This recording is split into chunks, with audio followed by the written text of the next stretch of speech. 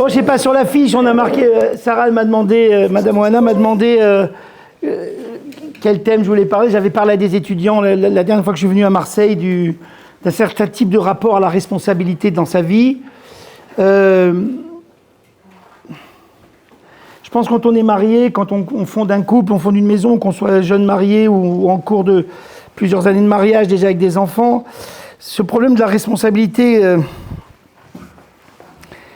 de ce qu'on fait là, ensemble, est un problème qui ne nous quitte pas. Ça ne nous quitte pas. Parce qu'il y a dans notre être individuel, on a notre vie à mener, nous sommes quelqu'un avec une singularité, on a tous des talents, on a tous des choses à exprimer, et en même temps, d'un seul coup, il y a quelqu'un avec nous. Qu'on soit un homme ou une femme, il y a une autre personne qui a aussi une singularité qui doit s'exprimer, et il doit y avoir de la place l'un pour l'autre, et c'est une... Voilà. Je veux commencer par pas une blague, une chose que j'ai entendue à la radio quand... Tous les matins, je vais à l'école, j'écoute les informations, et dans la voiture, et il y a une publicité qui revient tout le temps pour une voiture, je ne sais pas comment elle s'appelle, Audi, je ne sais pas comment, et cette publicité, elle dit bien dans ce en quoi on baigne. Je vais vous parler comme un directeur d'école, j'enseigne aux élèves terminales, mais je dirige l'école, et je dois absolument savoir dans quoi baignent mes jeunes, dans quoi ils baignent. Parce qu'il ne faut pas se cacher, ok, on est des gens religieux, on fait la Torah plus ou moins, mais on est dans une société, et cette société, elle nous influence, elle est nous sommes cette société. Alors, je vous dis la publicité. Elle dit bien nos combats. Vous pouvez trouver d'autres publicités, d'autres choses. Alors, c'est deux filles qui discutent et disent où t'en es avec ton copain? Alors, elle dit ah bah, je l'ai largué, de qui tu parles? De Léonard? Elle dit non, pas du tout, de René. Ah, mais je l'ai largué depuis longtemps. Ah, mais tu lui tiens pas 3 mois toi-même. Elle dit ah bah non, 3 mois c'est long, tu t'imagines. Et ta voiture, elle est bien? Elle dit ah bah ma voiture, figure-toi, ils me l'ont vendue, ils m'ont dit j'aurais pas besoin de revenir avant 10 ans parce qu'elle est increvable. Pendant 10 ans, elle va tenir le coup. Alors elle dit ah, ça dure plus longtemps qu'un mec. Hi, hi, hi. Tout le monde rigole, la publicité est terminée. Et la publicité est terminée. Et je l'ai écoutée plusieurs matins de suite. Et je me suis dit, on baigne dans ça. En fait, on baigne dans quoi? On baigne dans cette idée, les hommes, les femmes se rencontrent, peut-être même les hommes, les femmes, les femmes. Aujourd'hui, c'est comme ça, on dit. Enfin, on dit que c'est comme ça, on nous oblige à accepter que c'est comme ça. Les rencontres ne sont pas responsabilisantes. C'est pas grave, ça dure 3 mois, une voiture, ça dure plus longtemps. Il y a dans cette publicité quelque chose d'abject, qui est dit sur un ton très joyeux. Je ne dis pas que c'est ce que nous faisons, grâce à Dieu, mais je dis qu'on baigne dans ça, et nos jeunes baignent dans ça. Et vous savez, les choses qui sont dites, redites, elles créent, elles façonnent les êtres. Et ça, c'est quelque chose qui me hante, moi, dans mon travail. Ça me hante, je me dis, mais finalement, moi, je les forme à quoi? À rentrer dans une telle société? Décrivons ce qui m'effraie. Ce manque de responsabilité quand on s'engage dans la vie, c'est pour toujours. Moi, j'ai appris de mes parents et de mon maître, j'ai appris que tu t'engages à quelque chose, c'est pour toujours. Tu vas jusqu'au bout de tes forces. On baigne dans une société où ça, non, pourquoi non? Tu t'engages là, tu t'engages un peu. Peut-être que tu t'engages pas, tu vis un peu. Après une autre, après un autre, après. Tu changes de voiture, quoi.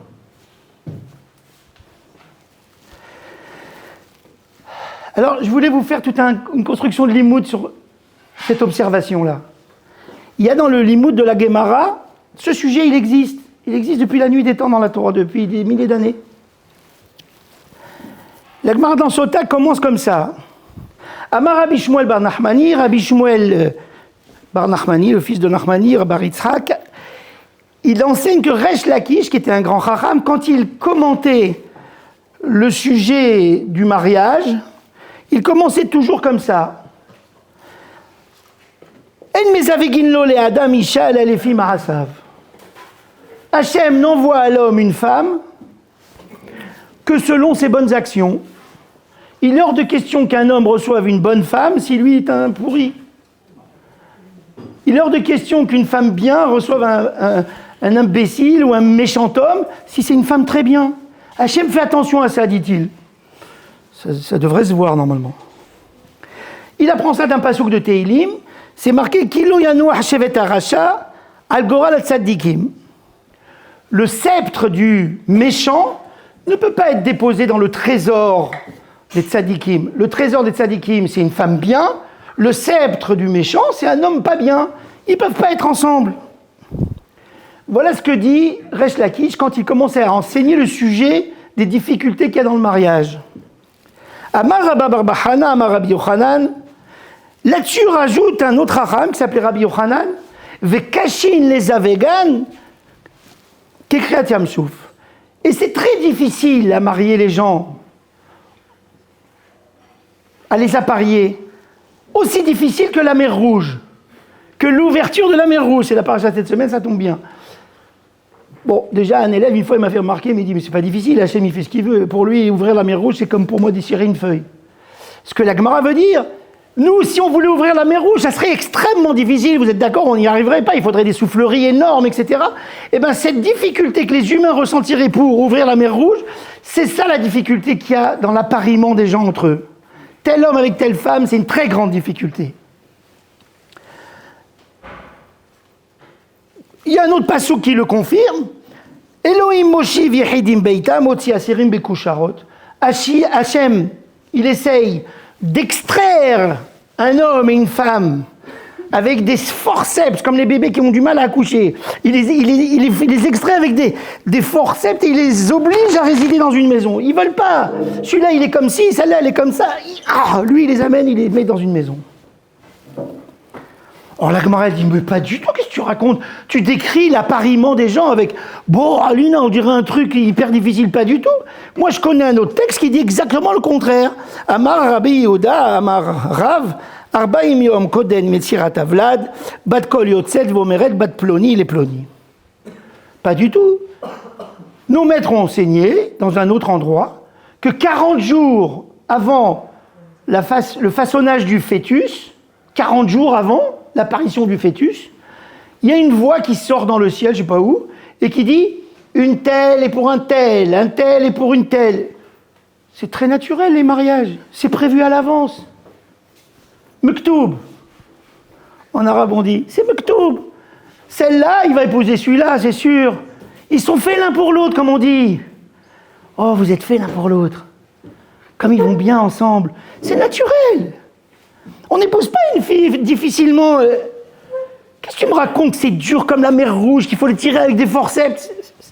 De quoi tu parles? Il y a un autre texte qui dit le contraire. La Gemara dit non, c'est pas une contradiction.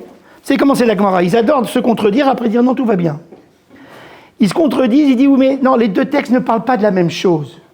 L'okashia, c'est pas une contradiction. Abezivu grishon, abezivu ksheni. Ce qui est facile dans les mariages, c'est le premier mariage. Zivug Rishon. Ce qui est difficile, c'est un deuxième mariage. Zivug Sheni.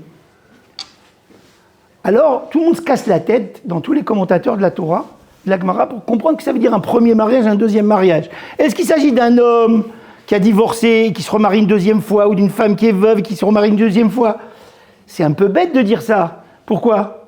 Parce qu'on voit bien des gens que leur premier mariage, il est très difficile à se réaliser. Ce sont deux jeunes gens et ils ne s'entendent pas pendant des années.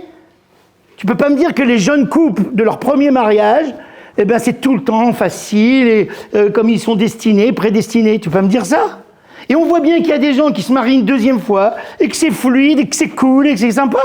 Tu peux pas me dire que c'est dur? Le Maharal de Prague est sensible à cette question. Et il dit la chose suivante.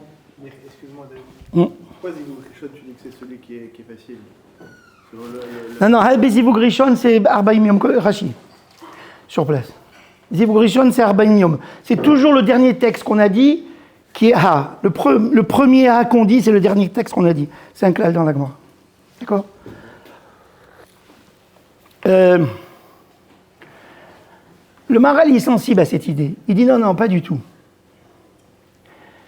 Zivug Rishon, mariage de premier type et mariage de second type, il faudrait traduire. Il y a un mariage de premier type, qui est un mariage de la naturalité. On va selon notre, notre penchant naturel. Je préfère les rousses, elle préfère les comme ça, les comme ci, un séfarade, un ashkénaze, un type d'humour comme ça. On s'entend bien parce que naturellement, mon être, il est comme ça et son être, il est comme ça. On s'emboîte comme des pièces de Lego, tout va bien. C'est un mariage d'un premier type. On se marie sur ça, sur le constat que on s'associe naturellement. Mais il existe un mariage d'un deuxième type que ce couple même qui s'est marié naturellement doit quand même réaliser un jour dans sa vie parce que la tendance naturelle ne va pas durer longtemps. Il y aura des épreuves, il y aura des difficultés, il y aura des découvertes de l'intériorité de l'un et de l'autre qui vont faire que ça va se cogner. Il va falloir le surmonter. Et c'est ce deuxième type de mariage qui est Zivug Sheni. Un mariage d'un deuxième ordre. Il s'agirait de maintenir le lien. Voilà ce que dit le Maharal. Beaucoup de commentateurs le disent dans ce sens. Donc si je veux bien écouter la Gemara ici, je vais faire un premier point pour avancer. Les personnes s'apparient selon leur tendance. Vous avez bien vu, vous êtes mariés. On ne se marie pas comme ça. Si on ne s'entend pas, on ne se marie pas. Il faut qu'il y ait quand même quelque chose de naturel. Elle me plaît, il me plaît. C'est sympa. Naturellement, on est bien.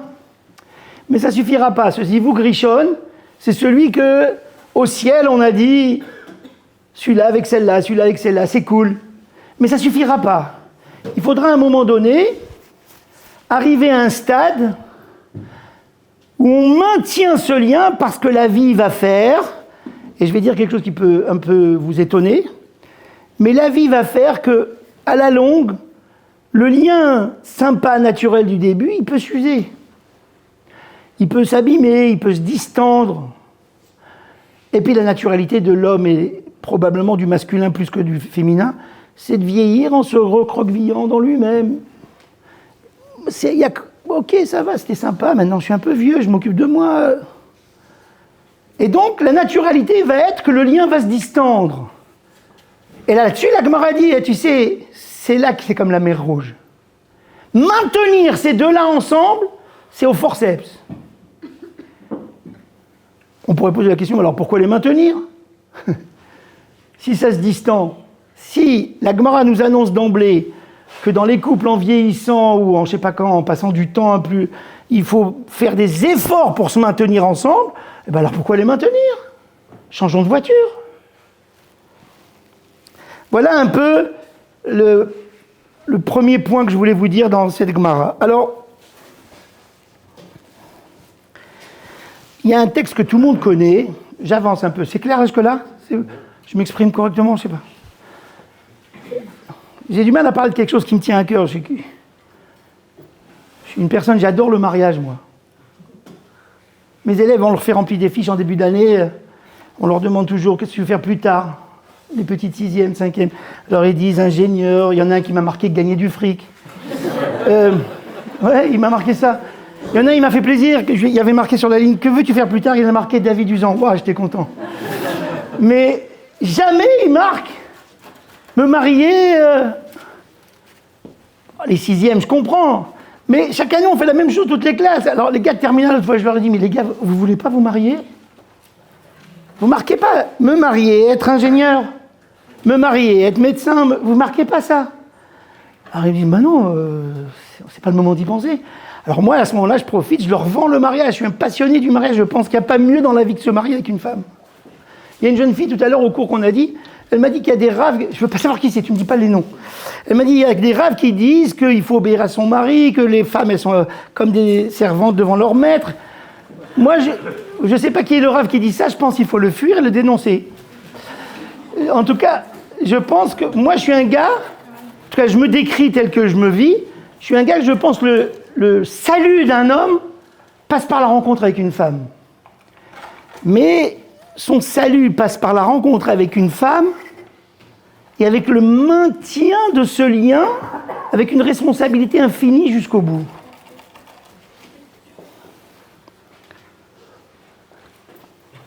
Alors il y a un texte qu'on dit souvent dans les mariages, les raves, ils adorent dire, puisqu'on parle des raves, ils adorent dire, oui, dans la Torah, le nom d'un homme c'est Ish, et le nom d'une femme c'est Isha, Dans Ish, il y a un Yud, et dans Isha, il y a un He. Donc le nom de Dieu est dans l'homme et dans la femme. Et si on enlève le nom de Dieu, qu'est-ce qui reste? Esh. Et le Esh, c'est le feu. Et un feu mange un feu, dit la Gemara. Le feu mange l'autre feu. C'est un midrash dans le Yalkut Shimoni, exactement.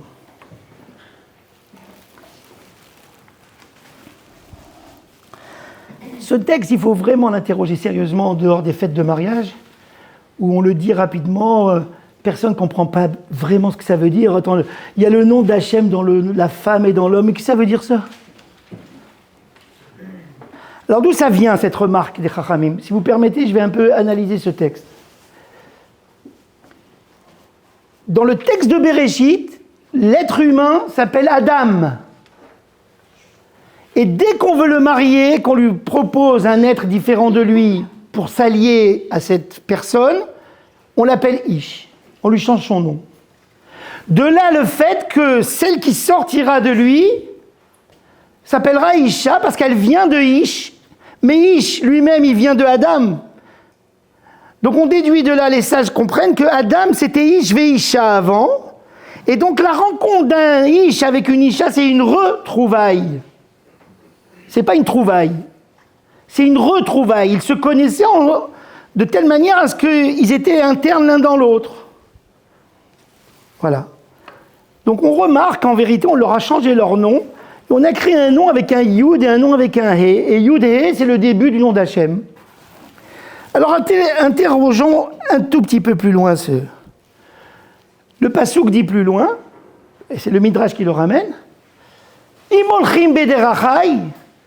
S'ils suivent mes chemins, mon nom les protégera. S'ils ne suivent pas mes chemins, le Yud et le He sera retiré et ce sera deux feux qui se dévoreront l'un l'autre.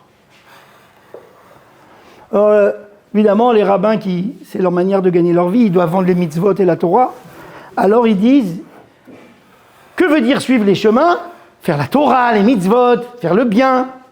Je ne suis pas sûr que c'est vrai. Je vais essayer de prouver que suivre les chemins, c'est autre chose. Mais en tout cas, a priori, on pourrait dire oui, suivre les chemins d'Hachem, c'est faire ce qu'il demande. Non.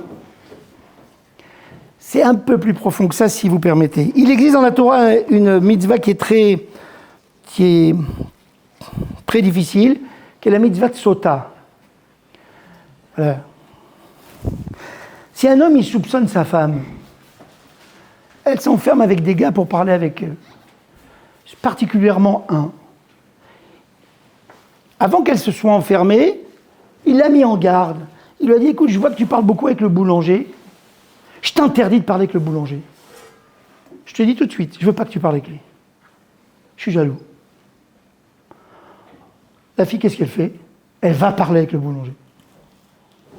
C'est un cas. Ne me demandez pas la question qui va vous trotter dans la tête tout de suite. Est-ce que ça existe à l'envers, monsieur? Qu'une femme soupçonne son mari? Il y a Sota, mais est-ce qu'il y a Soto? Ne me posez pas la question tout de suite, mais gardez-la, c'est la meilleure question possible. C'est là où je vais en arriver. Ce déséquilibre que la Torah propose, je vais le travailler avec vous si vous le permettez. Il y a un déséquilibre, c'est toujours la femme qui est fautive dans la Torah. Qu'est-ce que ça veut dire, ça? Alors, il a mis en garde, gardons le déséquilibre en tête, vous êtes d'accord? Et on va essayer de dénouer le mystère de ce déséquilibre. Pour une fois dans la vie, on va trouver pourquoi la Torah, elle accuse toujours les femmes. Alors, il lui dit, écoute, ne parle pas avec le boulanger. Non seulement elle lui parle, mais elle s'enferme avec lui dans l'arrière-boutique de la boulangerie. Et il y a 2 témoins qui les ont vus fermer la clé. Elle sort, le mari dit, mais tu t'es enfermée? Elle dit, ben oui, je discutais du prix des petits pains pour la bar mitzvah du petit. Comment ça, à fermer la clé? Ah ben ça va, on voulait pas te déranger. La Torah dit, dans un cas pareil, la confiance du mari est ébranlée. Enfermer une demi-heure derrière la boulangerie pour discuter des petits pains de la bar mitzvah, tu me la fais pas, moi. Je présente en rigolant, mais c'est dramatique.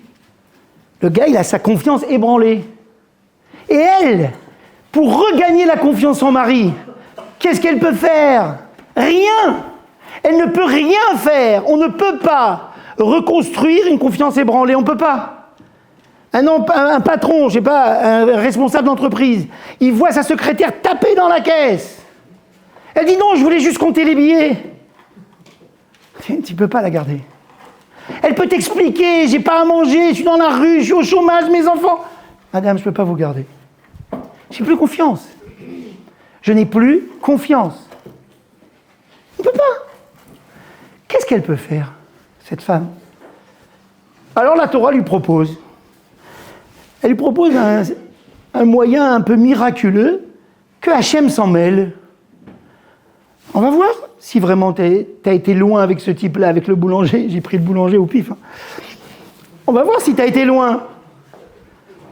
On va faire quelque chose, on va aller au Beth Amikdash, et si tu as envie, tu n'es pas obligé. C'est que si la femme le veut. On la met bien en garde à l'entrée du Beth Amikdash, on lui dit, tu veux faire ce processus? Si tu veux pas, alors tu dois divorcer. Parce que vous ne pouvez plus vivre ensemble, la confiance est fissurée. Vous pouvez continuer à vivre ensemble avec une confiance fissurée, mais alors venez pas nous embêter à nous au Beth Amikdash, disent les Kohanim. Vous n'avez qu'à boire au café un pot tous les jours et vous expliquer. Tu peux lui pardonner, pas lui pardonner, mais sache que ton mari, ça sera toujours trouble dans sa tête. Alors elle rentre au Beth Amikdash.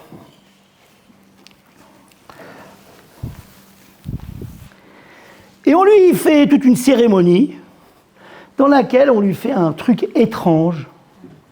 On lui fait boire un breuvage très spécial. On prend un vase de terre, on va dans le fond du Beth Amikdash, au Kodesh HaKodashim, on prend une pelletée de terre qui est sous une dalle, on prend de la terre, on la met dans le vase, avec de l'eau, et puis on prend un parchemin, ça dure toute la journée, hein, là, cette cérémonie, parce qu'il faut écrire sur un parchemin comme un morceau de Sefer Torah, tout le texte de la paracha de Sota que la Torah demande de faire. Il faut tout l'écrire. Et dans ce texte revient 20 fois le nom d'Hachem, Yud He Vav He. Ce nom qu'on n'a pas le droit d'effacer, il est interdit de l'effacer. On prend ce parchemin, on le trempe dans le vase où il y a la terre, et on fait comme ça jusqu'à temps que l'encre, elle s'efface. L'encre où il y a le nom d'Hachem, particulièrement, s'efface, on ressort le parchemin, il n'y a plus rien écrit. On mélange et on lui fait boire. Et, dit le texte, s'il lui arrive rien, c'est qu'elle est innocente. Si elle n'était pas innocente, si vraiment elle est allée très loin, et vous me comprenez certainement, il est allé très loin avec le gars, le boulanger, elle tombe malade, elle meurt.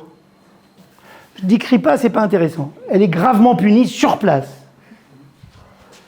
Qu'est-ce que c'est que ce truc? Qu'est-ce que c'est que ce truc? Je vous propose de...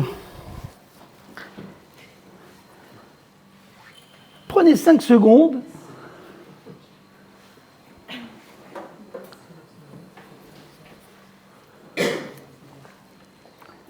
Et regardez les ingrédients du breuvage. De la terre, de l'eau, du nom d'Hachem effacé. De la terre, de l'eau, du nom d'Hachem effacé. Ça rappelle quelque chose qu'on connaît quand on étudie la Torah régulièrement. C'est marqué dans la parasha de Bereshit, c'est comme ça qu'Hachem il a créé l'homme. Comment ça, comme ça? Il a pris de l'eau, parce que avant la création de l'homme, on nous dit il y avait 4 grands fleuves qui traversaient le jardin d'Éden, et Rachid dit cette eau a servi à créer la patte de l'homme. Il a pris de l'eau, il a pris de la terre, il a façonné une pâte. En façonnant cette pâte, il nous a fait nous, il a fait un être humain. Attendez, donc il n'y a que 2 ingrédients, la terre et l'eau. Non, et l'effacement c'est pareil. Parce que pour qu'un autre existe, Hachem a fait ce qu'on appelle un tzimtzum. Il s'est retiré pour qu'un autre existe. Parce qu'avant que l'homme soit créé, il n'y avait que lui. Je ne sais pas ce que ça veut dire, je dis des trucs que je ne maîtrise pas. Je dis des trucs que je ne maîtrise pas, je comprends très bien ce que ça veut dire, qu'est-ce qu'il faisait là, qui est son père, qui est sa mère, d'où il vient, je ne sais pas. Ne me demandez pas sur Hachem. Mais prenez le schéma mathématique comme ça. Il était remplissant l'univers. Il a néantisé un point de son être. Il a rendu néant, vide un point de son être pour qu'un autre existe. Vous connaissez ce schéma? C'est le schéma embryologique. Qu'est-ce qu'elle fait une maman? Elle fait dans son être une place vide dans laquelle un autre être se déploie. Hachem, il a créé son premier être comme une maman. Il s'est retiré, il a fait de la place. Il a effacé son être.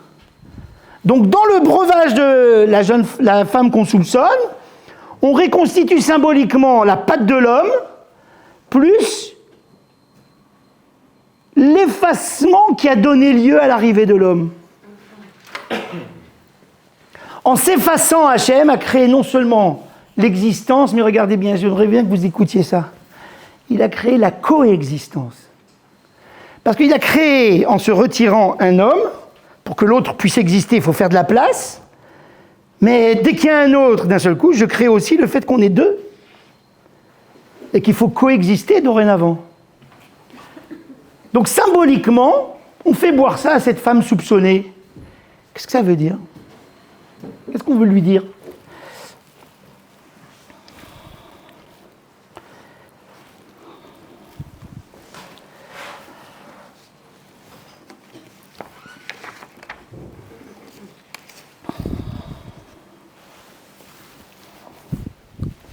D'abord, regardez bien. Elle est courageuse, cette femme. Elle est folle de faire ça. C'est donc clairement qu'elle ne se sent pas coupable si elle boit. Parce qu'on lui a dit, attention, si tu bois et que tu es coupable, ça va se voir tout de suite. Tu vas gonfler et tu vas tomber malade. Donc si déjà elle accepte de boire, le mari, regardez le processus du mari. Il est en train de récupérer sa confiance. Ouah, elle m'impressionne. Elle va boire. Elle n'a pas peur. Mais elle risque de mourir. Elle va lui dire, non, je t'inquiète pas, je ne vais pas mourir. Je n'ai rien fait, je sais ce que j'ai fait. Mais t'es sûr? Je te crois maintenant. Ah bon? Non, je vais aller jusqu'au bout. Ah, mais non, tu me crois? Non, ça suffit pas. Je veux gommer définitivement le soupçon.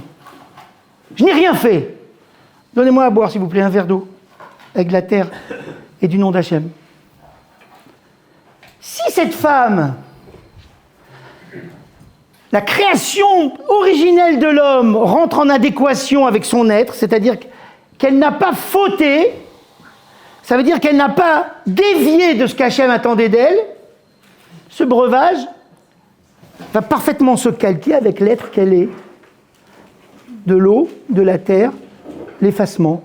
Elle accepte de coexister avec son mari. Elle continue à coexister avec lui, lui seulement. Mais si en réalité elle a vraiment fauté, ça me dérange un peu, tu sais. Ça me dérange un peu, ouais, voilà, je te dis. C'est difficile d'enseigner, c'est un truc de ouf. Enseigner, c'est un truc de ouf. Je suis dans un trip, je suis dans le Beth Amikdash maintenant, tu vois. Je suis dans le truc de la sota. Je suis franc comme gars, je m'excuse. Qu'est-ce que je disais? Ouais.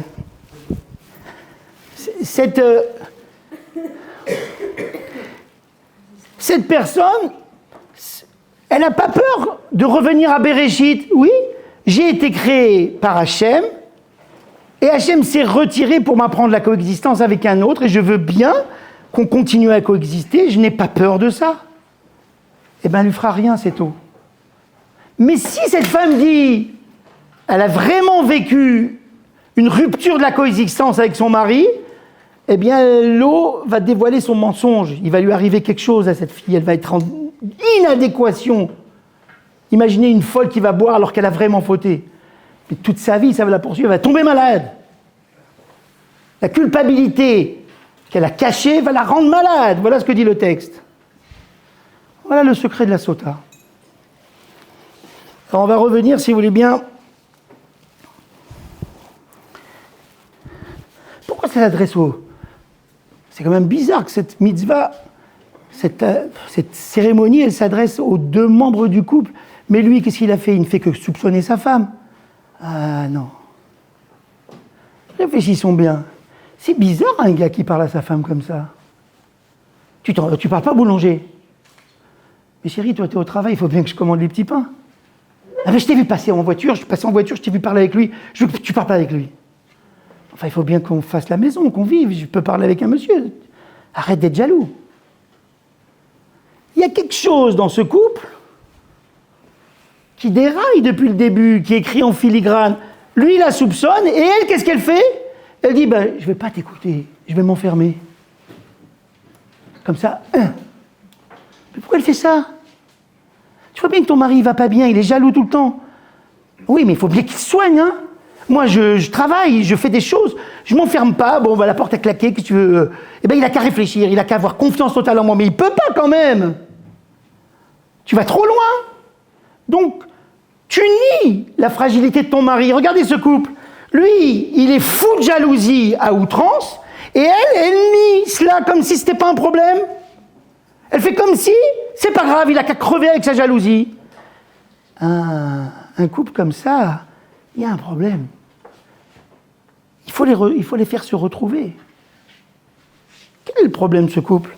Alors Rachid dit une chose étrange. Vous savez, la Torah, elle se commande toujours par ce qu'on appelle les smichut. C'est-à-dire un sujet suit un autre, suit un autre, suit un autre. Et on essaye toujours de retirer un enseignement de la juxtaposition des sujets. Ce sujet est après celui-là, ça signifie ça. Ce sujet est après celui-là, ça signifie ça. Le sujet qui a juste marqué avant le sujet de Sota dans la parashat Nasso, c'est quand tu gagnes de l'argent, il faut donner le maaser au Kohen.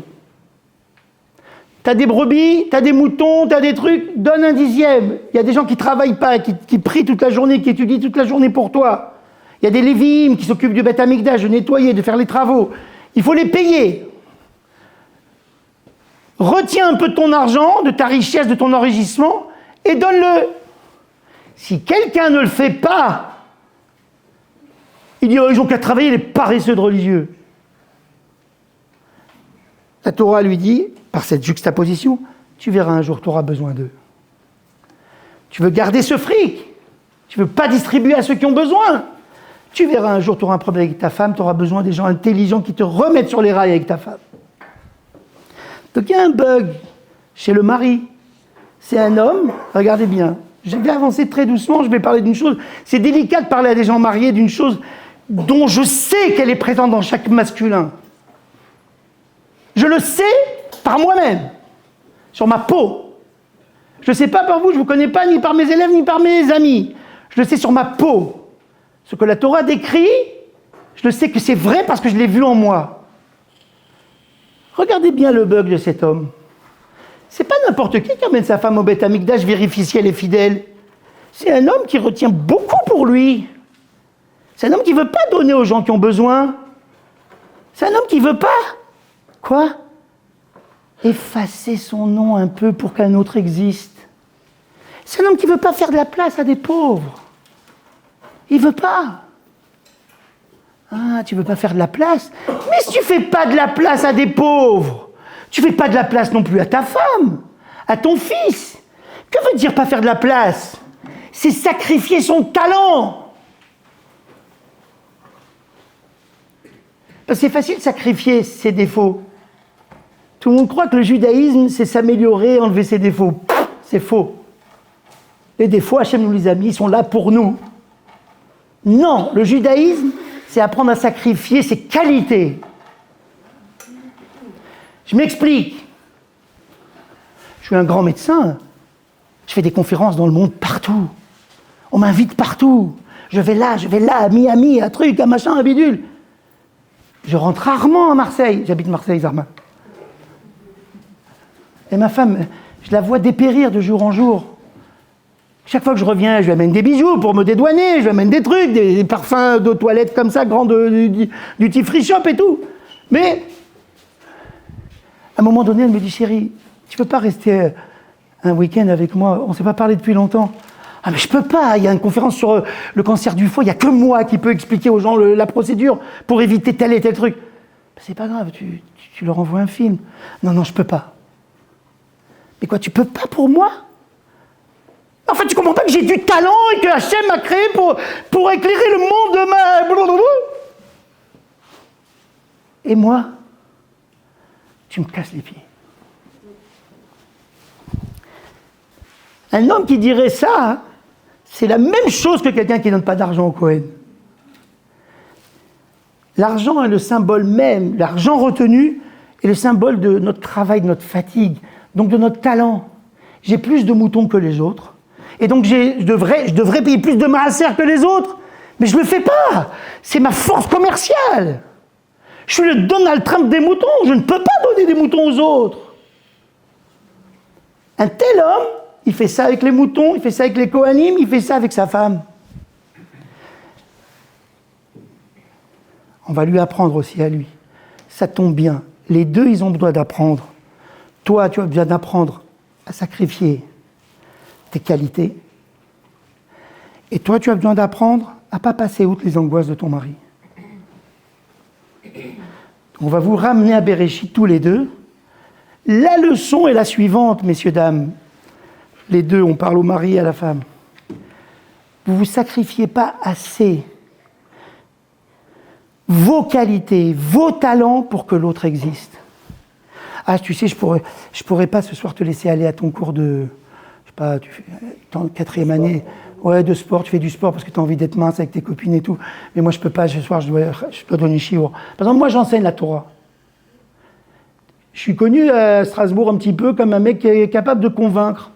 Je suis assez convaincant, les jeunes gens surtout, les moins jeunes, difficile. Mais les jeunes gens, il suffit que je leur dis un truc, ils vont tous aller à yeshiva. Je leur dis 2-3 phrases, bah, ils rentrent chez eux à la maison, ils disent je fais ma valo, je pars en Israël. Je sais le faire. C'est un talent que j'ai. C'est comme l'Ahnana, c'est naturel. Mais simplement, si ma femme, elle me dit écoute chérie, moi je dois faire du sport avec mes amis, j'y vais jamais, j'annule toujours à cause de toi. C'est là que la Torah nous attend. Bon, ben j'y vais pas. J'ai pas un rôle dans le clan d'Israël tellement important. Si c'est pas moi qui les convainc, ben qu'Hachem s'occupe d'eux. Moi, je dois m'occuper de ma femme. C'est dur pour les raves, ça, hein, vie. Les raves, ils vivent que de ça. Et quand ils perdent leur femme, que Dieu nous préserve, ils font des drachotes. C'est grâce à elle que j'ai fait la Torah. Toute la Torah qui est la vôtre, elle vient de elle. Elle s'est sacrifiée pour me laisser vous enseigner. Blata. C'est du vent. Tu t'es pas sacrifié pour faire ça. Tu as laissé ton talent aller. Et elle a crevé à cause de toi. Sarah, c'est la dernière fois, tu penses, hein?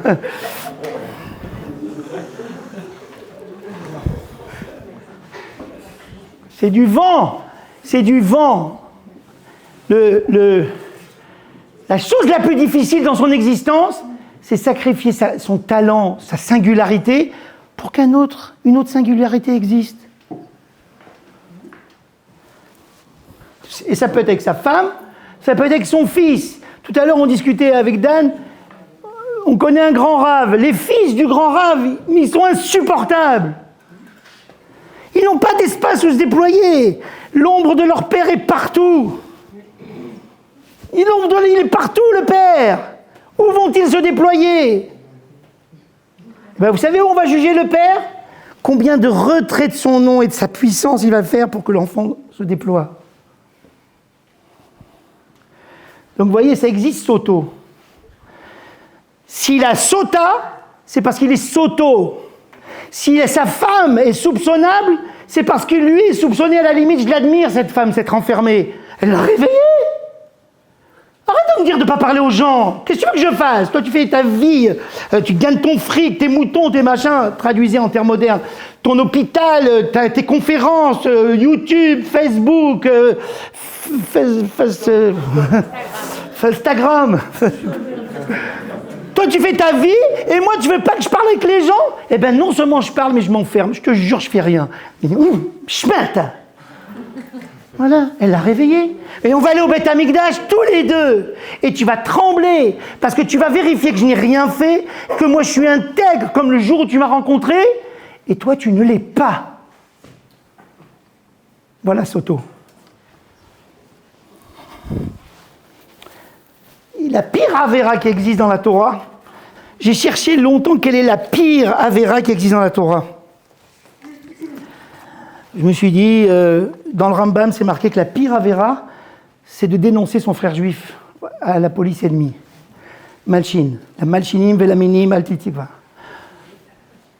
Un gars qui dénonce des juifs à la police nazie, c'est la pire.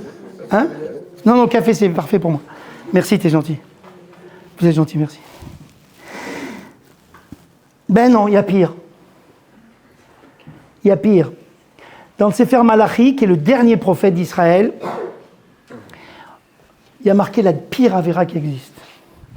Ils étaient tous exilés en Babylonie. Le premier temple a été détruit. Ça va jusque-là, vous suivez? Ils étaient tous exilés en Babylonie. Et 70 ans après, Hachem les a ramenés avec Ezra. Simplement, il s'est posé un problème. Les Kohanim et les pas Kohanim, beaucoup d'entre eux avaient épousé des femmes non juives. Des filles du coin de Babel ou des filles cananéennes, enfin c'était des tribus arabes et des Édomites et tout, des Eretz Israël. Le peuple juif était en train de disparaître, il n'y avait plus de filiation juive. Alors le prophète Malachi a vécu à cette époque, et d'habitude il est très joyeux le prophète Malachi, c'est le dernier prophète. Et il dit, ouais, Hachem nous a ramenés, regardez comme c'est beau, c'est super, il nous a rendu notre terre, il nous a rendu notre temple, regardez, puis d'un seul coup il s'énerve, il dit, mais il y a une avéra que je ne vous pardonnerai pas, à vous, les jeunes Kohanim, et vous, les vieux Kohanim. Quelle est la vraie avéra? Oui, vous, les jeunes Kohanim, je vais vous la lire parce que j'ai les boules de dire mes mots. Je vous la lis en français, comme la Bible du consistoire. Judas a profané ce qui est sacré devant Hachem, ce qui lui est cher. Il a épousé la fille d'un dieu étranger. Vous, les jeunes Kohanim, vous avez épousé des non-juives. Je vous interdis de servir dans mon temple. Et voici un autre méfait. Et là, je m'adresse aux vieux Kohanim qui sont déjà mariés et qui ont déjà des femmes. Eh bien, vous êtes la cause que mon autel, mon misbéach est couvert de larmes de vos femmes. Vos femmes, vous ne savez pas, mais la nuit, elles viennent en cachette pendant que vous êtes dormés et que vous avez vos gros ventres de Kohanim. Eh bien, elles viennent pleurer dans le temple, elles remplissent le misbéach de larmes, elles se mettent en rond et elles pleurent. Ces larmes-là, je ne les pardonne pas, je vous interdis de servir dans mon temple et je vous enlève le titre de Kohen, c'est la faute la plus grave qu'on puisse faire. Alors regardez, les Kohanim, ils disent, pourquoi cela? Les Kohanim demandent au prophète, mais qu'est-ce qu'on a fait?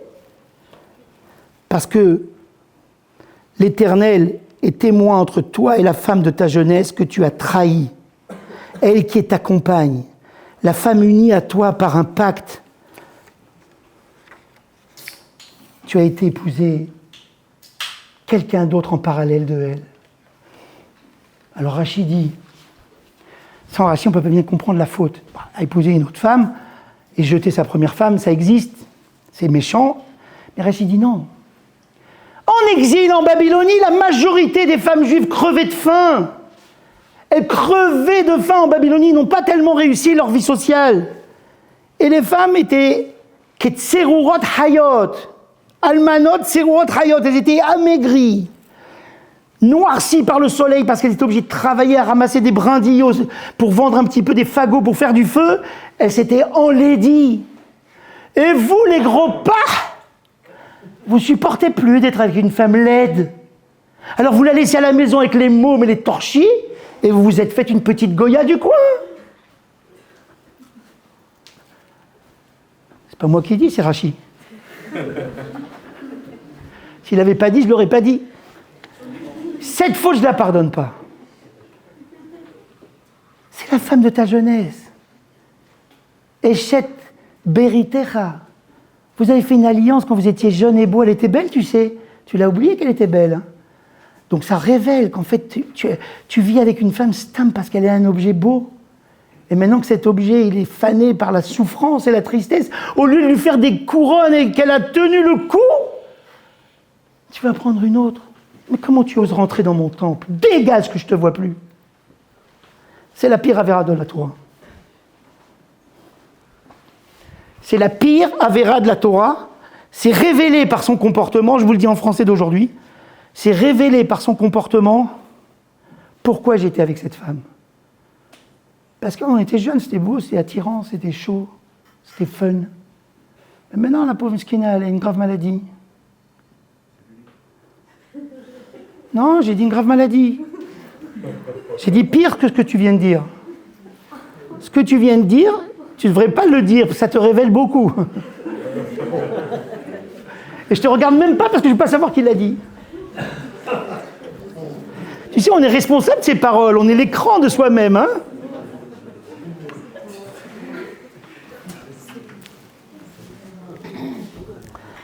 Alors, je ne veux pas vous voir dans mon temple. Je vais conclure.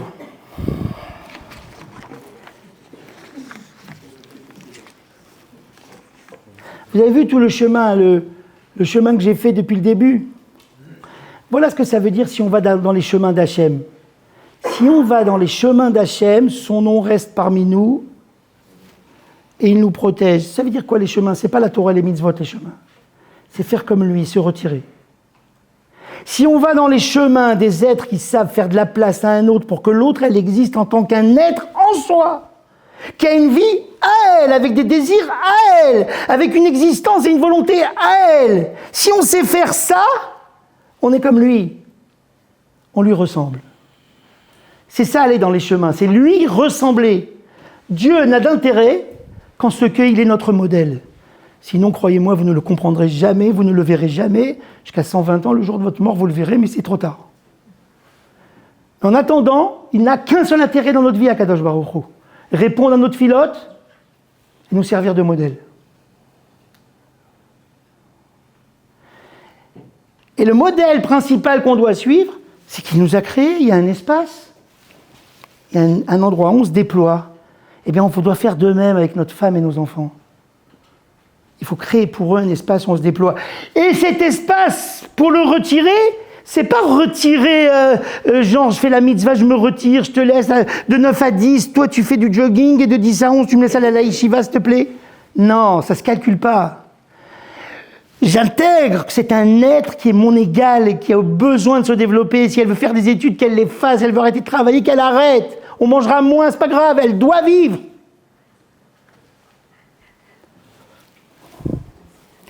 Alors, je vais conclure.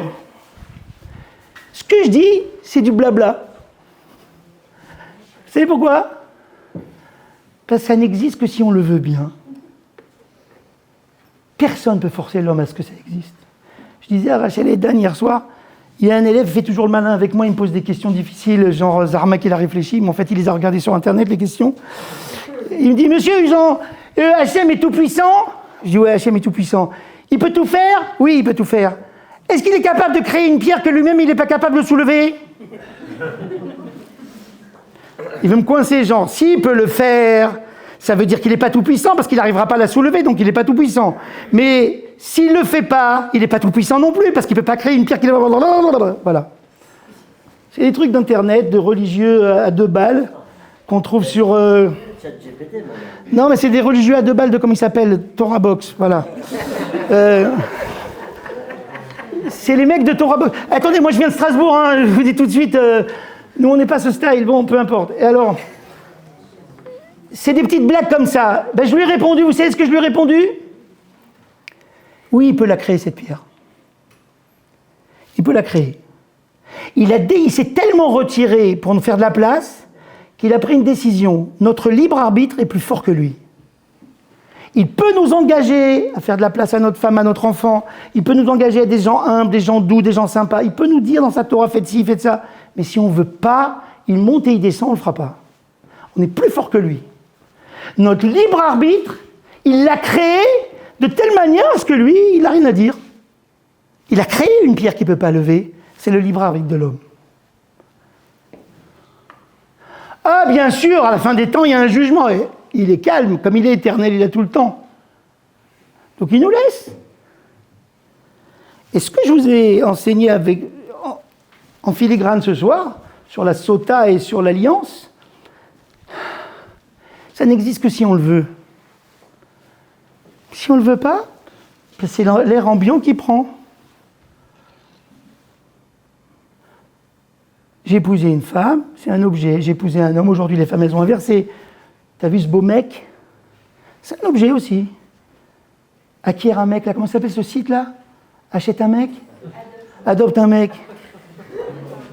Et vous imaginez, Vous imaginez l'ineptie dans laquelle les gens baignent. Samuel, tu imagines l'ineptie dans laquelle les gens baignent. Ils baignent dans une ineptie qui va les façonner, oui, vraiment. Vous avez vu le logo d'Adopte un mec? C'est un caddie de supermarché avec un mec à l'envers dedans. Et regardez. Hey, je vous décris le logo et vous rigolez. Il y a 3 siècles, ils se seraient déchirés les habits, les Juifs.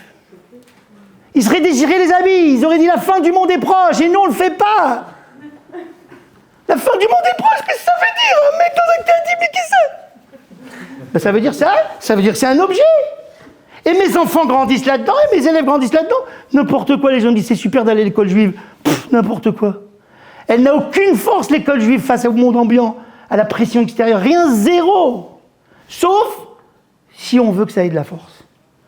Sauf si un gars, il décide, moi je résiste.